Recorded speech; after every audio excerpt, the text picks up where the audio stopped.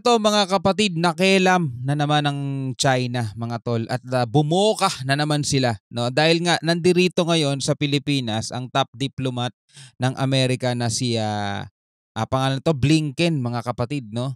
At ang China ay nagsalita na naman.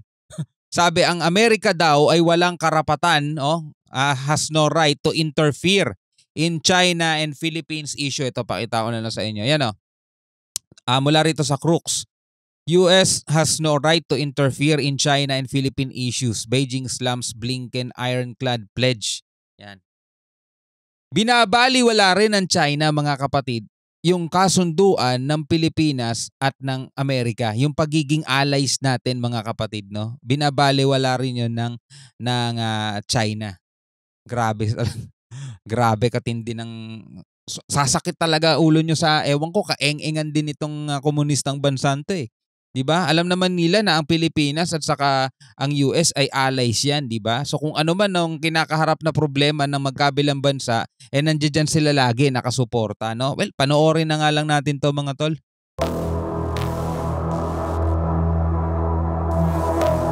Ito. Ayan, China fumes as US vows ironclad defense for Philippines. Ay, hindi na nila pwedeng baliin pa mga tol. Meron tayong Mutual Defense Treaty. Noong 1971 pa ata yun, 1971 pa o 1975, mga ganyang taon na yun. Napakatagal na nung kasunduang yan ng Pilipinas at ng Amerika. Na kapag ang Pilipinas ay inatake, susuporta at re-rest back ang Amerika. Vice versa, ganun din mga kapatid ang Pilipinas sa Amerika. So ano tong sinasabi nitong China na walang karapatan ang US? Ay nako, talaga naman.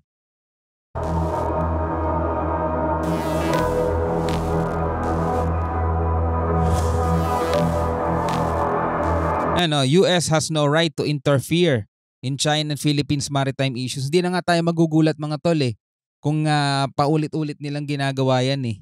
Diba? Nakita ba nila yung US na kasama natin sa mga resupply mission? Nakita ba nila yun? Diba? Hindi nga tayo humihingi ng tulong. Diba? Kasi kaya na natin to eh. Bilang isang bansa, kaya natin to.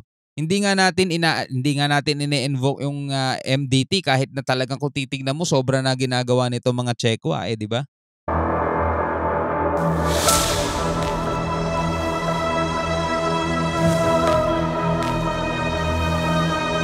Manila says, sustaining elevated alliance with US, a challenge.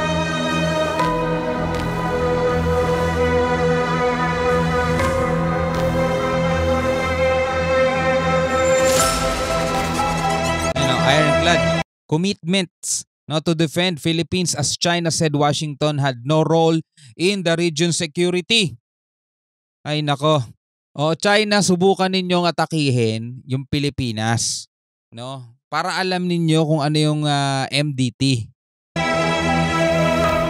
We stand with the Philippines and stand by our ironclad defense commitments, including under the Mutual Defense Treaty.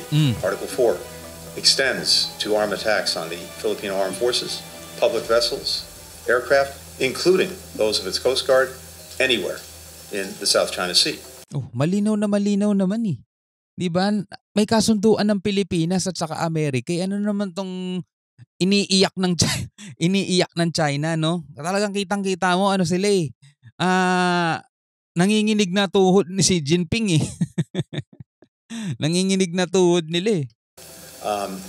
Most important is we stand together in our determination to uphold international law for the Philippines, for everyone else, against any provocative actions. Blinken's second visit to Manila since President Marcos took office, part of a brief Asia tour to reinforce U.S. support for regional allies against China. Alam natin mga tolo, merong hidden agenda ang Amerika, di ba? Ayaw nilang malalamangan sila ng China kasi gusto nila sila yung number one powerful sa buong mundo. Talagang tatak na ng Amerika yon mga tol. Pero alam naman natin na meron nga tayong MDT at yung nangyayari ngayon dito sa West Philippine Sea mga kapatid, maraming ang iba gusto talagang i-invoke na yung MDT pero ayaw pa ng presidente, di ba? Pero hindi na nila kasi mababali yon at hindi na nila mabubura yun. Panahon pa ni Elpidio Quirino, di ba, nung nagkaroon ng kasunduan yan. Amerika at saka ang Pilipinas, di ba? Top allies nga tayo niyan eh. Ang problema, itong China mga tol, boka ng boka na naman. Babala na sa kanila yan.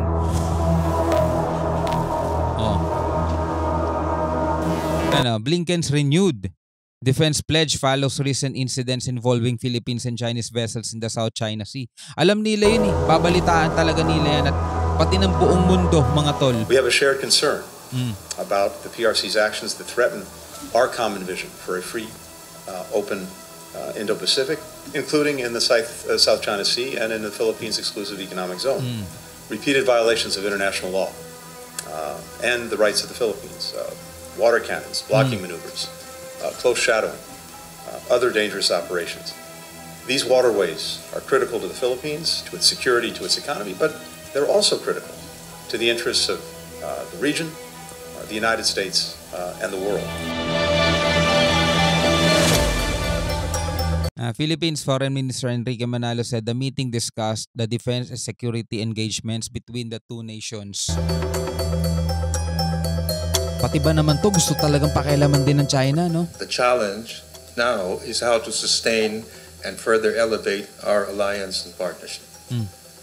Our discussion today focused on many issues. These include on defense and security engagement.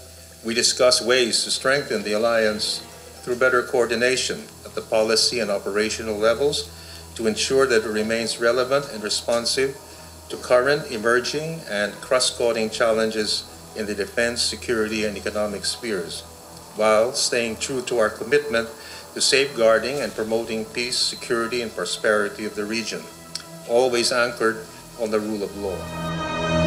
Bad trip na rin dito si si Digong.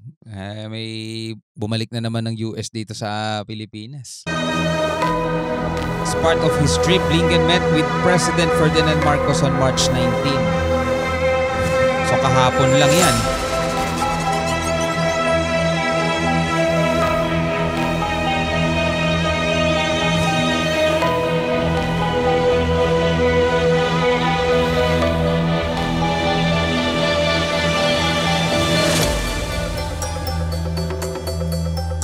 Blinken trips comes ahead of a trilateral meeting in Washington next month between the US President, the Philippines President, and the Japanese Prime Minister.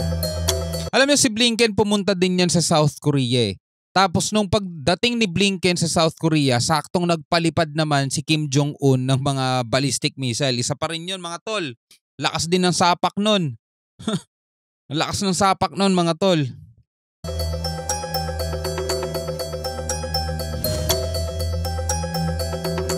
White House President Secretary Karine Jean-Pierre had said the leaders would push a shared vision for a free and open Indo-Pacific.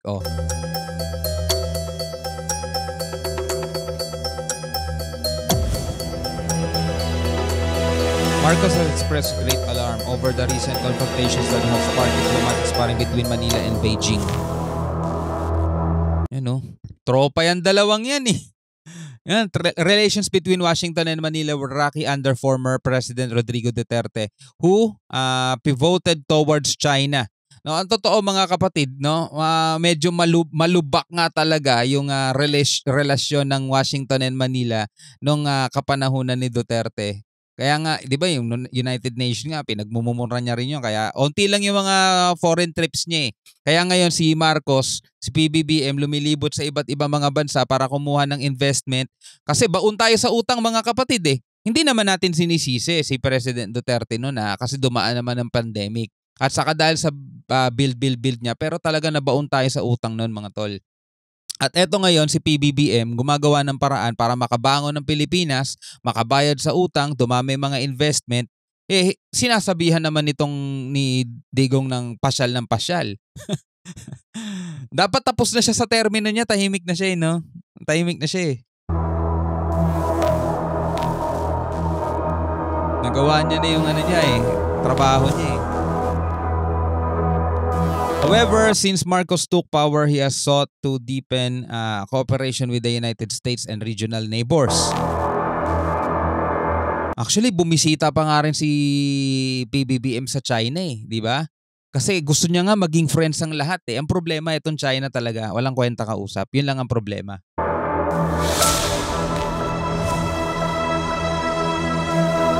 Annual US-Philippines military exercises have also widened lately to include joint air and sea patrols.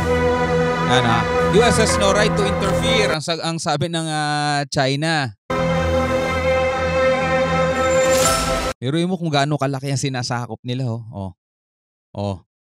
Apektado, Luzon, Palawan, asa ng Mindanao, nandirito, ang Davao, nandirito mga tolo. Kaya walang pakialam wala rin masyadong pakialam si Digong Ayan dito Gusto niya nga hiwalay na yung buong Mindanao ayan ang buong Mindanao, ihiwalay niya. Matitira Visayas at Luzon. Ito na lang, naputol yung katawan ng mukhang kabayong aso ba to, kabayo. Ganun na itsura ng bansa kasi natin Yan yung dalawang paa.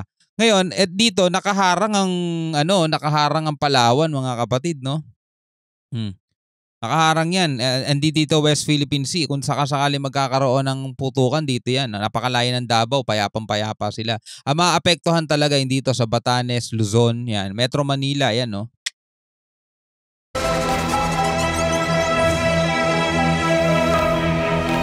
After Blinken's remarks, China said the United States has no right to interfere in the South China Sea. Ang China ay walang karapatan na magsiga-sigaan dito sa buong South China Sea.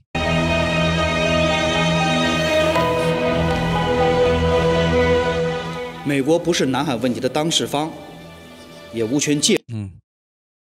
Balikan natin. 美国不是南海问题 The United 的当 States 事 not 方， party 也无权介 to 入 the South China 中 Sea 非 issue. 两国之间的涉海问题。 Pinagsasabi nito mamang to. 美菲的军事合作 In the maritime issues between the two countries, military cooperation between the United States and the Philippines 不得损害中方在南海的主权和海洋权益。 should not harm China's sovereignty and maritime rights and interest in the South China Sea. Takot no? Natatakot sa sila mga tol, no? Kabado 更不能以此为菲律宾的非法主张 Talang ang lakas ninyong kumupkup ng buong karagatan tapos ngayon takot din kayo. Let alone be used to prop up the Philippines' illegal position. China will continue to take necessary measures. Illegal position pa daw ang Pilipinas. Mga tol, titigas talaga ng mukha, no? Saan kaya nila hinuhugot yan, no? Saan kaya nila hinuhugot yan, mga tol? Samantalang 2016 Arbitral Ruling Award, panalo Pilipinas. UNCLOS, panalo Pilipinas. International law, pabor sa Pilipinas. Tapos sasabihin nila illegal ang position. Hindi talaga ng tigas ng mukha-mukha nito mga to, no? 站台背书，中方将继续采取必要的措施，坚定捍卫自身 To firmly defend its territorial sovereignty and maritime rights and 的领 interests. 土主权和海洋权益，维护南海的和平。 And uphold peace and stability in the South China Sea. Ay nako talaga, ewan ko na lang kung ikaw ay eng-eng na pro-China, maniniwala ka sa sinasabi nito, eng-eng ke. 稳定。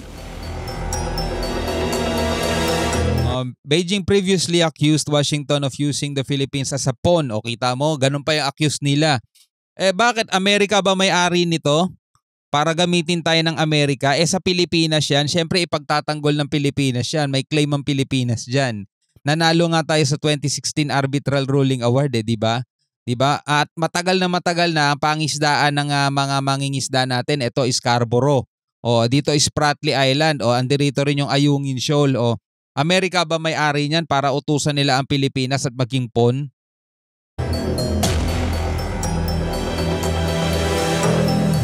Talaga naman, oo.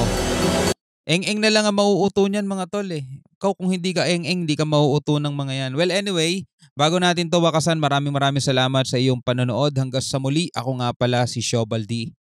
Peace out.